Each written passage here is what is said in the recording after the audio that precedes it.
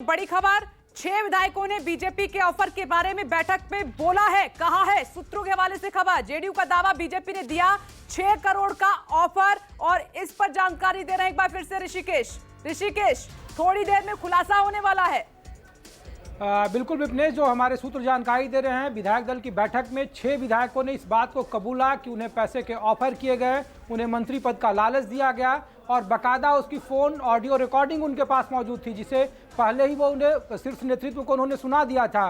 बाकी के जो कुछ विधायक थे उन्होंने जेपी नड्डा के बयान पर घोर आपत्ति जताई और बिल्कुल उन्हीं की भाषा में जवाब देने के लिए नीतीश कुमार को कहा। पार्टी के विधायक दल की बैठक में सभी सांसद, लोकसभा, राज्यसभा, विधान परिषद और विधानसभा के करीब विधायकों ने इस बात को लेकर आपत्ति जताई कि उनके ही पार्टी के साथ सरकार में रहने के बावजूद उनके राष्ट्रीय अध्यक्ष कह रहे हैं कि 2024 में खास करके रीजनल पार्टियों का अस्तित्व समाप्त हो जाएगा। वो बार बार कह रहे हैं कि एनडीए में वो सबसे बड़े लाई के तौर पर थे, लगातार हमने समर्थन दिया उन्हें ऐन वक्त पर राजनीतिक मुद्दों पर, लेकिन बावजूद उसके वो पीठ पीछे खंजर भोंकते रहे। चिराग पासवान कर लोगों ने कहा कि 2020 के विधानसभा चुनाव में चिराग पासवान सिर्फ और सिर्फ दिखाने वाले दांत थे, उनकी असली प्लानिंग और थी। उनका इशारा विधायकों का आरसीपी सिंह की तरफ था और इस बात की भी विधायक दल की बैठक में चर्चा हुई है। फिलहाल अभी तमाम विधायकों के फोन बाहर रखवा लिए गए हैं, अभी विधायक दल की बैठक चल रही, वहां पे नीतीश कुमार को अधिकृत कर दिया गया है।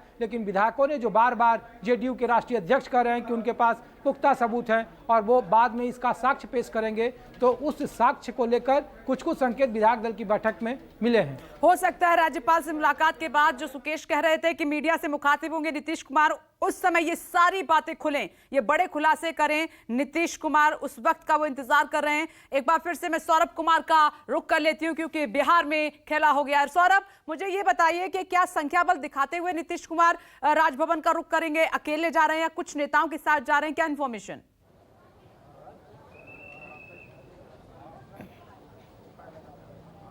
जी बिल्कुल, अभी तक जो हमारे सूत्र बता रहे हैं कि नीतीश कुमार पहले अकेले राजभवन जाएंगे और उसके थोड़ी देर के बाद महागठबंधन के तमाम जो नेता हैं वह राजभवन पहुंचेंगे। हालांकि नीतीश कुमार अकेले जाएंगे, लेकिन उनके साथ महागठबंधन का जो समर्थन पत्र है वह जरूर उनके साथ होगा और उसके बाद वह बीजेपी के तमाम जो मंत्री हैं उनको बर्खास्त करेंगे और राज्यपाल से वह मंत्रिमंडल विस्तार के लिए समय मांगेंगे। हालांकि उसके पहले वो राज्यपाल को यह भी कहेंगे कि हमारे साथ पूरी संख्या बल है और सरकार कहीं से भी अल्पमत में नहीं है। और इस बार 2013 का जो मॉडल है वह नीतीश कुमार फिर से अपनाएंगे। 2013 में भी नीतीश कुमार ने एनडीए का साथ छोड़ा था, लेकिन उस वक्त भी नीतीश कुमार ने इस्तीफा नहीं दिया था।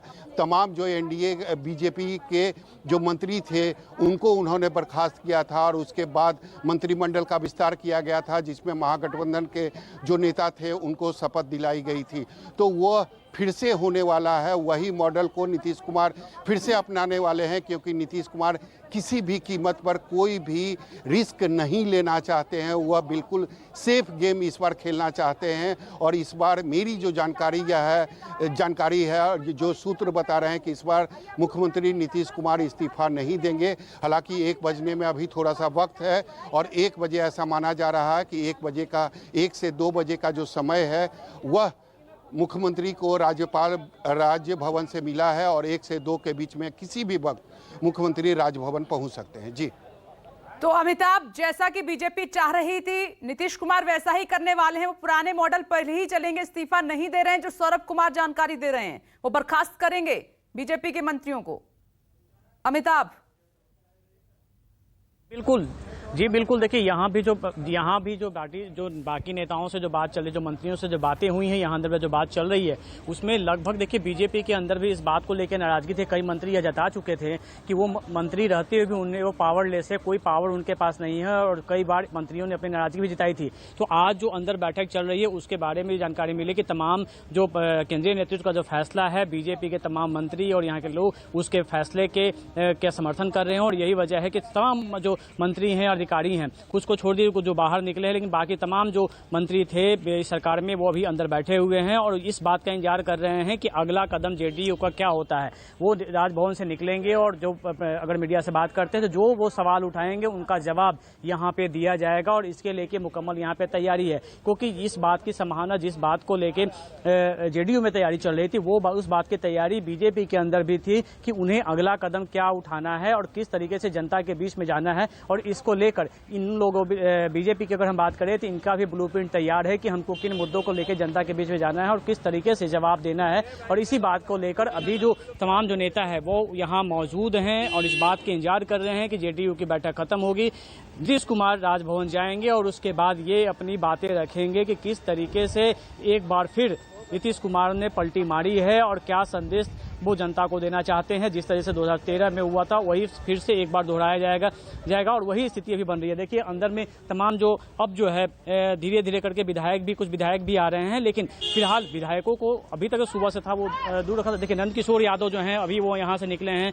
कद्दावर बीजेपी के नेता हैं, पूर्व मंत्री रहे हैं, पटना साहिब से वो विधायक रहे हैं, वो यहाँ से भी निकले हैं फिलहाल, लेकिन जो मंत्री हैं वो भी अंदर हैं। तो निश्चित रूप से अब बीजेपी भी इस बात का इंतजार कर रही है कि अगला कदम नीतीश कुमार का क्या होता है, क्या रुख होता है, उसके बाद ये आगे का रुख ये तैयार करेंगे, उसके बाद ये जवाब देंगे उन सवालों का जो नीतीश कुमार उठाएंगे, जो गठबंधन के जो एनडीए के ऊपर वो लगाएंगे, जो बीजेपी के ऊपर जो लगाएंगे आरोप, उसका जवाब यहाँ पे दिया जाएगा और इसके लिए तमाम बीजेपी के नेता यहाँ पे मौजूद हैं।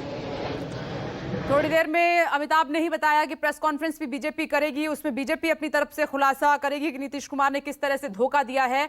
राजीव, आरजेडी जो कि सत्ता में आने के लिए बेताब थी, तो मुझे लगता नहीं कि बहुत ज्यादा शर्तें वो नीतीश कुमार के सामने रखेगी, क्योंकि उन्हें तो सरकार में आना है।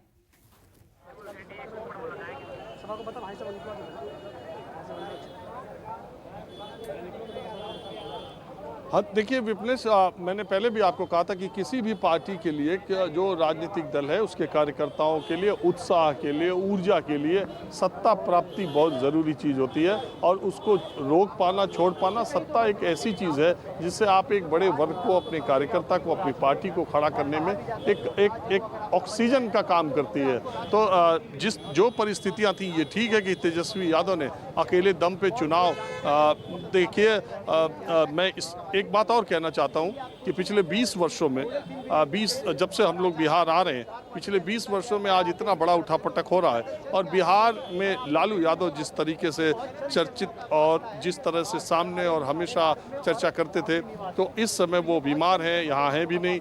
तो पहली बार ऐसा हो रहा है कि इतना बड़ा सियासी उठापटक पिछले 3 दशक में हो रहा है और लालू प्रसाद यादव की आवाज़ या उनकी बात या उनका अंदाज देखने को हम लोग को नहीं मिल रहा है। तो एक ये चीज़ तो हम लोग मिस कर रहे हैं यहाँ पर देखते हुए। तो मैं ये कह रहा था कि तेजस्वी ने अकेले दम पर बिहार का चुनाव तो लड़ा, लेकिन वो बहुत अच्छा परफॉर्मेंस करने में भी कामयाब रहे, लेकिन जहाँ तक वो पहुँचे हैं वो सरकार बनाने के लिए कुछ इशारा कर रहे हैं। मैं दोबारा आती हूँ। सौरभ, क्या हलचल उधर? बहुत कम है। नीतीश कुमार और